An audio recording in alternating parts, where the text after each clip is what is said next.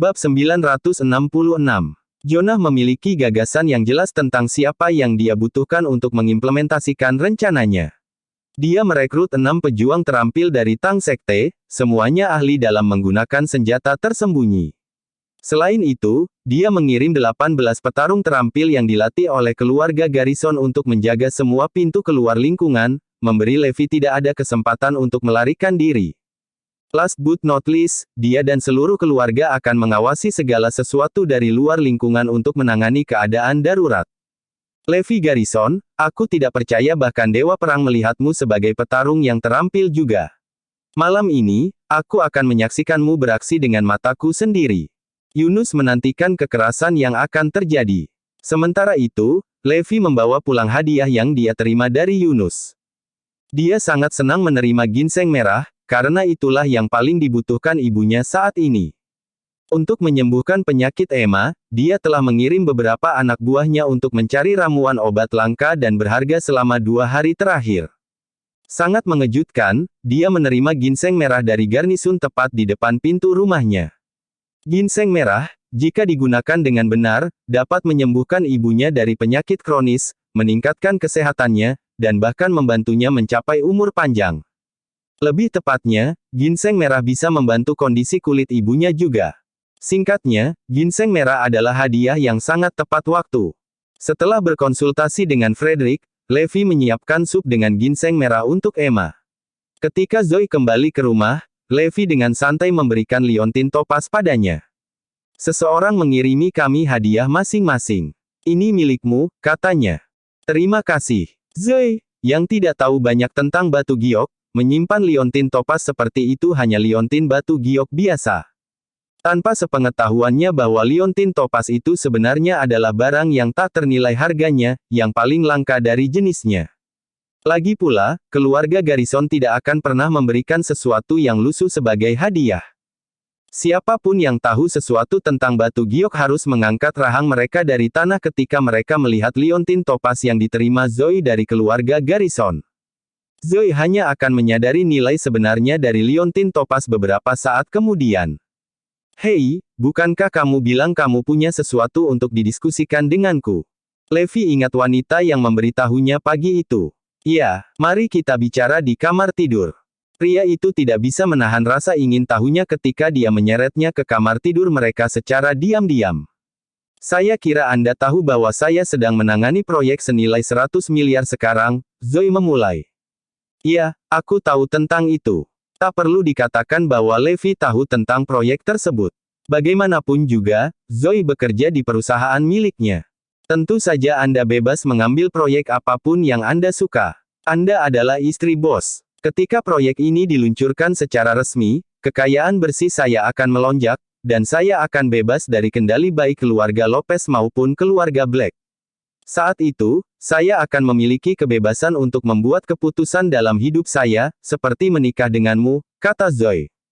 Baru saat itulah Levi mengerti mengapa dia begitu bersemangat untuk bertanggung jawab atas proyek tersebut. Dengan serius, wanita itu menatapnya. Untuk amannya, saya perlu melakukan sesuatu yang ekstra untuk memastikan orang tua dan nenek saya tidak memiliki kesempatan untuk menghentikan kami menikah satu sama lain. Saya sebenarnya tidak berpikir itu perlu karena saya akan bisa menyelesaikan semua masalah. Levi bermaksud mengumumkan identitas aslinya kepada keluarga Zoe di upacara pernikahan mereka. Dia percaya keluarga Lopez dan keluarga hitam tidak akan keberatan dengan pernikahan mereka begitu mereka mengetahui identitas aslinya. Dia melirik sekilas ke arahnya dan membentak, tidak mungkin. Kamu tidak bisa diandalkan. Tampak pasrah, dia tidak bisa berkata-kata. Dia tahu bahwa Zoe masih menganggap dia bergantung pada keluarga Jones sampai sekarang. Menurutnya, dia adalah pria yang tidak berguna. Seseorang yang tidak mampu memecahkan masalah yang dia hadapi saat ini. Aku sudah membuat rencana yang bisa memastikan mereka tidak punya alasan untuk menolak pernikahan kita. Zoe tersenyum licik sebelum dengan cepat menundukkan kepalanya untuk menyembunyikan rasa malu di wajahnya. Apa rencana brilianmu ini? Dia bertanya, rasa ingin tahu tertulis di seluruh wajahnya. Kami, Zoe tergagap, kesulitan mengungkapkan rencananya. Bab 967. Levi menggaruk kepalanya, tampak bingung. Apa sebenarnya yang ada di pikiranmu? Meskipun dia adalah dewa perang, yang memiliki pengalaman luas di medan perang, dia tidak tahu apa-apa tentang hubungan. Karena itu, dia tidak tahu bagaimana mengukur apa yang ada di pikiran Zoe. Wanita itu memberinya tatapan tajam. Kamu kadang-kadang benar-benar bisa menjadi orang bodoh. Aku sedang berpikir untuk hamil. Hah? Oh, begitu. Akhirnya dia sadar apa yang dia pikirkan. Jadi, dia hamil adalah rencananya. Itu cukup brilian, sebenarnya. Begitu dia hamil, keluarganya tidak punya pilihan selain menerima pernikahan kami. Selama aku hamil, tidak ada yang bisa dilakukan keluarga Lopez dan keluarga Black untuk menghentikan kami menikah satu sama lain. Selain itu, aku akan menjadi sangat kaya pada saat itu sehingga mereka tidak akan bisa lagi untuk lebih mengontrol saya. Saya bebas memutuskan siapa yang ingin saya nikahi, dan tidak ada yang bisa menghentikan saya melakukan itu. Zoe mengumumkan dengan gelisah. Namun, Levi memiliki keberatan. Itu sangat tidak pantas, bukan? Mengapa menurutmu begitu? Anda tahu bahwa saya adalah pria yang sangat konservatif. Saya selalu ingin memberikan yang terbaik dari segalanya, dan saya sangat menghormati Anda. Saya benar-benar berpikir kita harus memikirkan untuk mendapatkan anak setelah kita menikah lagi. Saat ini, kami resmi masih pasangan yang bercerai. Zoe, hamil pada saat ini tidak akan melakukan apa-apa selain menodai reputasimu, dan itulah hal terakhir yang ingin aku lihat. Aku sedih melihatmu menderita sesuatu seperti itu karena kamu telah melalui lebih dari bagian kesulitanmu selama ini, tahun. Jadi, mengapa kita tidak berpikir tentang memiliki anak setelah kita menikah lagi? Levi berusaha meyakinkan Zoe dengan sungguh-sungguh. Yang terakhir tersentuh oleh kata-katanya. Levi, kamu memang orang baik yang selalu kupikirkan. Aku sangat senang karena itu berarti semua usaha yang aku lakukan sejauh ini untukmu tidak sia-sia. Dengarkan aku, memiliki anak adalah satu-satunya cara kita bisa menyingkirkan keluargaku. Zoe bersikeras dengan air mata menggenang di matanya. Dia tidak keberatan melalui beberapa kesulitan setelah melihat betapa Levi peduli padanya. Baiklah, aku akan melakukan apa yang kamu katakan. Levi tersenyum mendengar jawabannya. Dia selalu ingin memiliki anak dengannya. Namun, dia tidak berani mengusulkan ide itu, mengingat dia telah berhutang terlalu banyak padanya selama 6 tahun terakhir. Kita tidak bisa melakukan apa-apa malam ini. Aku akan sibuk nanti, Levi berbicara tiba-tiba. Dia sedang tidak ingin menghabiskan waktu bersama Zoe di ranjang karena Jonah dan keluarganya akan segera datang untuk membunuhnya. Siapa bilang kita akan melakukannya malam ini? Wanita itu menatapnya dengan pandangan sombong. Levi tiba-tiba merasa dirinya memanas dan dengan cepat berjalan keluar dari mansion untuk membiarkan angin sepoi-sepoi mendinginkannya. Dengan satu lambaian tangannya, seseorang muncul dari kegelapan. Bagaimana saya bisa membantu Anda, Dewa Perang? Beritahu semua orang yang menjaga lingkungan untuk segera mundur. Dipahami. Segera, lingkungan yang dijaga ketat menjadi tak berdaya setelah semua anak buah Levi pergi atas perintahnya. Tindakan itu perlu. Levi khawatir anak buah Jonah tidak akan bisa melewati garis pertahanan. Saat langit semakin gelap, Levi menyesap secangkir tehnya, menikmati angin sejuk di luar manor. Pada saat yang sama, Jonah dan semua anak buahnya telah berkumpul di luar lingkungan Levi. Semuanya, saatnya kita mulai bekerja. Kita harus membunuh Emma Jones dan putranya dengan segala cara malam ini. Perintah Yunus. 6 pejuang terampil dari Sekte Tang, serta 18 pejuang terampil dari keluarga Garrison, merayap masuk ke lingkungan itu.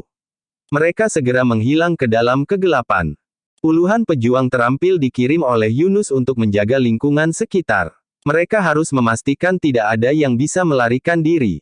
Mereka telah mengetahui alamat Levi sejak lama, jadi mereka cukup akrab dengan tata letak lingkungan setelah mempelajarinya dengan cermat. 18 pejuang terampil dari keluarga Garrison dipercayakan dengan tugas untuk menjaga semua pintu keluar lingkungan. Mereka harus memastikan bahwa Levi tidak akan bisa melarikan diri. Sementara itu, 6 petarung terampil dari Sekte Tang ditugaskan untuk membunuh Levi dan ibunya. Saat Levi sedang memeriksa noda di bajunya di depan gerbang utama mansion, 6 petarung terampil dari Sekte Tang mulai mendekatinya dari jarak kurang dari 50 meter. Itu Levi Garrison. Bunuh dia. Setelah memastikan pria yang mereka lihat itu memang Levi, 6 petarung yang terampil melancarkan serangan mereka ke arahnya. Bab 968. Suara gemerisik sesuatu yang bergerak di udara dengan kecepatan tinggi bisa terdengar. Hingga 100 senjata tersembunyi menukik ke arah Levi dengan berbahaya sekaligus. Para petarung terampil dari Sekte Tang bertujuan untuk membunuh Levi dengan satu serangan. Mereka sangat yakin bahwa senjata tersembunyi mereka akan mampu membunuh pria itu, meninggalkan tubuhnya penuh lubang. Banyak kekhawatiran mereka, percikan api terbang dan suara logam pada logam bisa didengar. Sihir apa ini? Apakah dia memakai baju besi? Ayo coba lagi. Para petarung terampil dari Sekte Tang segera bereaksi dengan meluncurkan satu putaran serangan lagi ke Levi tanpa basa-basi lagi. Namun, hal yang sama terjadi kali ini, senjata mereka tidak mampu menembus armor Levi. Sialan, dia memakai Golden Armor. Itu salah satu ciptaan kita. Salah satu dari mereka mengeluarkan seruan setelah melihat lebih dekat pada armor yang dikenakan Levi. Tidak mungkin. Bagaimana dia bisa mendapatkan Golden Armor? Benda yang dia kenakan terlihat sangat mirip. Kita telah gagal dalam misi kita. Segera mundur. Keenam petarung yang terampil segera mundur setelah diskusi singkat. Levi tersenyum saat dia tersenyum. Saya harus mengatakan, Golden Armor ini memang fantastis. Jika kura-kura hitam ada di sini, dia akan terluka oleh senjata yang disembunyikan. Meskipun kulit kura-kura hitam tidak dapat ditembus oleh senjata dan peluru biasa, dia tidak berdaya terhadap senjata yang digunakan oleh pejuang Sekte Tang. Golden Armor Jonah yang diberikan kepadaku ini bahkan lebih baik dari semua rompi anti peluru yang pernah kupakai. Levi tidak bisa tidak mengagumi betapa kokohnya armor emas itu. Para pejuang, yang menjaga pintu keluar, ngeri melihat para pejuang dari Sekte Tang melarikan diri dari kediaman Levi. Kalian harus tetap di sini, kata mereka kepada 18 pejuang yang terampil. Di luar lingkungan itu, Jonah tampak sangat tenang. Kurasa Levi dan ibunya sudah terbunuh sekarang. Aku sangat percaya pada petarung terampil dari Sekte Tang. Pada saat itu, 6 pejuang terampil yang dia sebutkan langsung menuju ke tempat Jonah berdiri. Apa yang salah? Dilihat dari wajah pucat mereka, Jonah tahu misi mereka salah. Tuan Garrison, ini buruk. Levi Garrison mengenakan baju besi yang sangat mirip dengan armor emas ciptaan sekte kita. Dia sama sekali tidak bisa dilukai oleh senjata tersembunyi kita. Pria lain dari Sekte Tang menimpali, jika penilaian saya benar, dia memang mengenakan armor emas. Apa? Bagaimana hal seperti ini bisa terjadi? Segera, seseorang muncul di benak Jonah. Itu adalah dewa perang yang mereka berikan Golden Armor sebelumnya hari itu. Namun, mereka tidak menganggap bahwa ada hubungan antara Lewi dan dewa perang. Salah satunya adalah dewa perang negara, sedangkan yang lain adalah bajingan dari keluarga Garrison yang bergengsi. Tampaknya sangat tidak mungkin bahwa keduanya dapat memiliki hubungan apapun. Hanya ada satu alasan masuk akal yang bisa menjelaskan situasinya, Levi kebetulan mengenakan sesuatu yang terlihat sangat mirip dengan Golden Armor.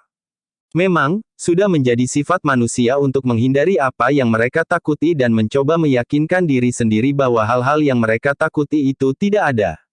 Levi benar-benar kekuatan yang harus diperhitungkan. Tidak heran bahkan Dewa Perang sangat memikirkannya. Kurasa dia mengenakan semacam pelindung tubuh yang fleksibel, mungkin itulah yang melindunginya dari beberapa senjata. Ayo, mari kita pergi dan memeriksanya sendiri. Jika pembunuhan tidak berhasil, kita harus meluncurkan serangan frontal padanya. Mari kita lihat bagaimana dia akan membela diri kali ini. Jonah, bersama dengan semua pejuang yang terampil, menyerbu ke rumah Levi. 18 pejuang terampil yang menjaga pintu keluar mulai maju ke manor juga. Sementara itu, Levi masih duduk santai di gerbang mansion. Saat itu, siluet orang-orang Yunus muncul dari kegelapan. Levi Garrison, hari ini adalah hari kiamatmu. Kamu akan mati dengan mengerikan kali ini. Atas perintah Yunus, 18 petarung yang terampil menyerang Levi secara bersamaan. Bab 969. Keluarga Garrison telah menghabiskan banyak uang untuk melatih 18 petarung terampil yang belum pernah beraksi bersama sebelum hari itu. Mereka yakin bahwa kekuatan gabungan mereka akan mampu menghabisi siapapun. Memancarkan aura pembunuh, para petarung yang terampil mendekati Levi. Bilah pedang mereka menyapu udara dingin menuju Levi. Levi membiarkan mereka menebas tubuhnya dengan pedang, tidak melakukan apapun untuk membela diri. Yang membuat para petarung yang terampil sangat kecewa, hanya bunyi gedebuk yang dihasilkan ketika pedang mendarat di tubuh Levi karena pedang mereka gagal menembusnya. Tuan Garrison, apakah Anda melihat itu? Dia mengenakan baju besi yang kuat yang dapat melindunginya dari pedang. Salah satu pejuang terampil dari Tang Sekte menunjukkan. 18 petarung yang terampil mencoba menyerang Levi lagi dan lagi, tetapi upaya mereka sia-sia. Bilah pedang mereka hanya berakhir penyok. Armor macam apa yang dikenakan Levi Garrison? Armornya pasti sangat kuat karena pedang kita cukup kuat untuk menembus rompi anti peluru yang dibuat dengan teknik paling canggih. Aku punya firasat bahwa Levi mengenakan Golden Armor. Jika tidak mungkin dia bisa bertahan selama ini, bisik Seamus kepada ayahnya. Dia benar-benar sesuatu. Jonah mencoba melihat sekilas seperti apa penampilan Levi, tapi dia tidak bisa melihat wajah pria itu dengan jelas. Dia berdiri terlalu jauh. Tiba-tiba, kilatan menyeramkan bersinar di mata Levi sementara 18 petarung yang terampil menyerangnya. Giliranku sekarang. Begitu Levi berbicara, dia langsung beraksi, mengirim para petarung yang terampil terbang agak jauh dengan menendang mereka satu per satu dengan paksa. 18 petarung terampil menderita dari serangannya, terlempar seolah-olah mereka hanyalah patung. Segera, mereka semua merosot ke tanah cukup jauh dari Levi. Itu adalah pemandangan yang menakjubkan. Keluarga Garrison dari Haven tidak bisa mempercayai mata mereka. Mereka mengenal 18 petarung yang terampil dengan cukup baik untuk mengetahui bahwa mereka semua sangat berbakat. Kekuatan tempur salah satu dari mereka sama dengan total kekuatan tempur 10 orang seperti Caleb. Namun, tidak satu pun dari mereka yang cocok untuk Levi. Bunuh dia sekarang. Kita harus menyingkirkan Levi malam ini, atau dia akan menjadi aib besar bagi keluarga kita. Sekarang bahkan Dewa Perang menyadari kehadirannya, kita harus membunuhnya untuk menghindari rasa malu. Karena panik, Jonah mengirim semua anak buahnya, memerintahkan serangan besar-besaran pada pria itu sekaligus. Dalam sekejap, 100 petarung terampil menyerbu ke arah Levi. Pria itu mendekati mereka selangkah demi selangkah.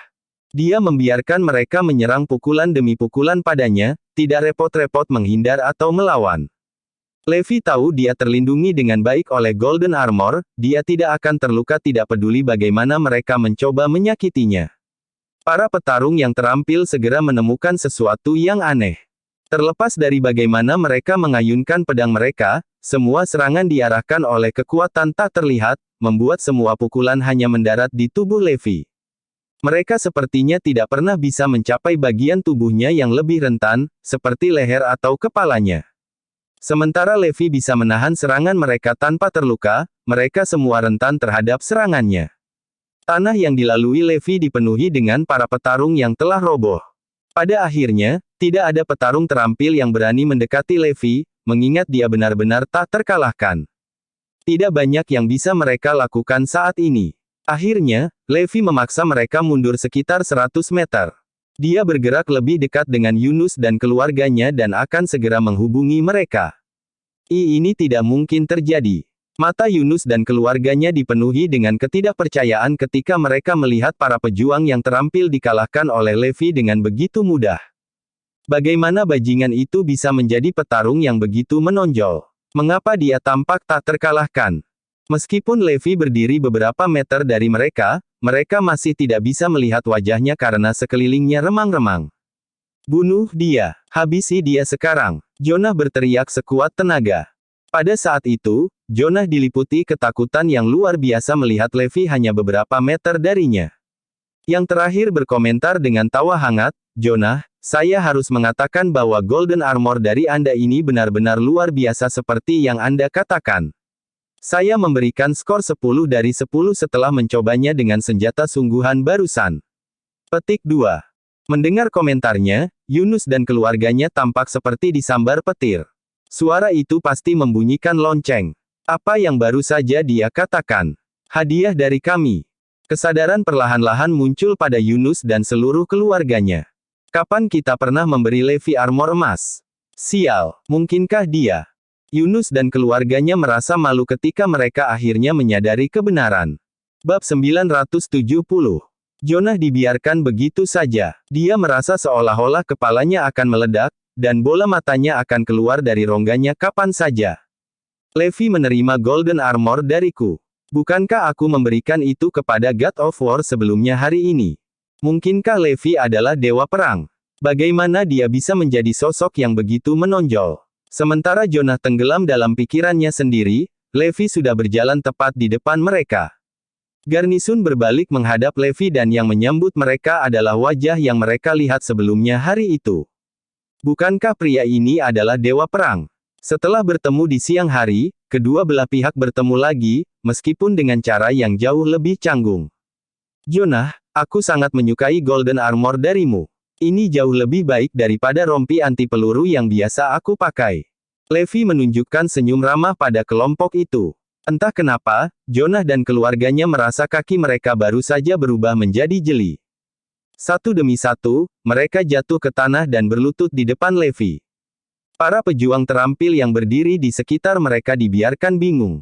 Apa yang kamu tunggu? Berlutut sekarang juga. Yunus menggeram. Segera, semua petarung yang terampil berlutut juga. Levi tertawa geli. Kenapa kalian berlutut di depanku? Ayo, bunuh aku sekarang. Jonah Garrison, bukankah kamu di sini untuk membunuhku? Pria yang dia arahkan pertanyaannya tidak bisa berkata-kata. Pada saat itu, semua orang di keluarga Garrison dari Haven disadarkan akan satu hal, Levi Garrison adalah dewa perang. Itu tentu saja merupakan penemuan yang mengejutkan bagi mereka.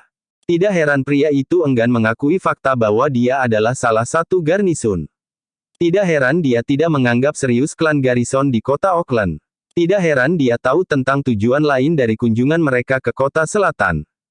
Tidak heran dia memberi tahu mereka dengan mengatakan bahwa bajingan keluarga mereka adalah orang yang sulit untuk dipecahkan dan menasihati mereka untuk membawa lebih banyak pria bersama mereka. Ternyata, Levi adalah dewa perang. Pada saat itu, garnisun dari Haven menyadari bahwa mereka telah membuat kesalahan penilaian yang serius. Jika Levi memang pria yang tidak berguna, bagaimana dia bisa membunuh Caleb? Bagaimana dia bisa membawa ibunya kembali bersamanya? Bagaimana dia bisa menghancurkan batu nisan itu? Selain itu, mereka telah membodohi diri mereka sendiri dengan senang hati memberitahu Levi tentang rencana mereka untuk membunuhnya lebih awal hari itu. Setelah begitu banyak kerumitan, bajingan yang mereka rencanakan untuk dibunuh ternyata adalah dewa perang. Kami salah. God of War, kami telah membuat kesalahan yang sangat besar. Jonah ketakutan, dan tubuhnya basah oleh keringat dingin. Dia tidak percaya mereka baru saja mencoba membunuh dewa perang. Jika apa yang mereka lakukan diketahui oleh tentara Erudia, seluruh keluarganya akan dibantai. Mereka benar-benar membuat kesalahan besar kali ini. Bukankah kalian keluarga kekaisaran? Bukankah darah yang mengalir pada kalian adalah darah bangsawan? Apakah pantas bagi kalian untuk berlutut di depan bajingan sepertiku? Sarkasme terlihat jelas dalam nada bicara Levi. Dewa perang, merupakan kehormatan bagi kami untuk berlutut di hadapan Anda yang terhormat. Jonah ingin sekali mengoleskan mentega pada pria itu. Apakah kamu mencoba mengatakan bahwa aku pantas dibunuh tanpa ampun oleh kalian jika aku bukan dewa perang? Jonah dan keluarganya kaget ketika mendengar Levi tiba-tiba meninggikan suaranya. Bukankah alasan kenapa kalian berusaha keras untuk memburu ibuku dan aku karena kalian melihat kami sebagai aib bagi keluarga Garrison? Tidakkah kalian berpikir bahwa darah yang mengalir dalam diriku sangat kotor? Bahwa aku tidak akan membawa apa-apa selain mempermalukan keluarga? Pria itu berteriak dengan marah. Jonah terdiam karena memang benar mereka telah memikirkan Levi dan ibunya seperti itu. Menurut mereka, bajingan tidak pantas ada di dunia ini. Aku benar-benar bertanya-tanya apa yang membuat kalian berpikir bahwa kalian lebih unggul dariku. Apakah darah yang mengalir di dalam kalian? Apakah itu membuat kalian menganggap diri kalian lebih mulia dari kami? Atau hanya karena kalian adalah bagian dari keluarga Garrison? Sekarang aku adalah dewa perang, apakah aku akhirnya cukup baik untuk mendapatkan rasa hormat darimu? Dari seorang yatim piatu, aku berjuang keras dan bekerja keras untuk mencapai kesuksesan. Apakah ada orang dari keluarga terhormatmu yang mencapai sesuatu seperti itu? Petik 2. Bagaimana dengan Tyrone Garrison? Bukankah dia penerus kepala keluargamu? Dari Tyrone dan aku, menurutmu siapa yang lebih pantas dihormati? Levi hampir menggeram pada mereka. Bersambung.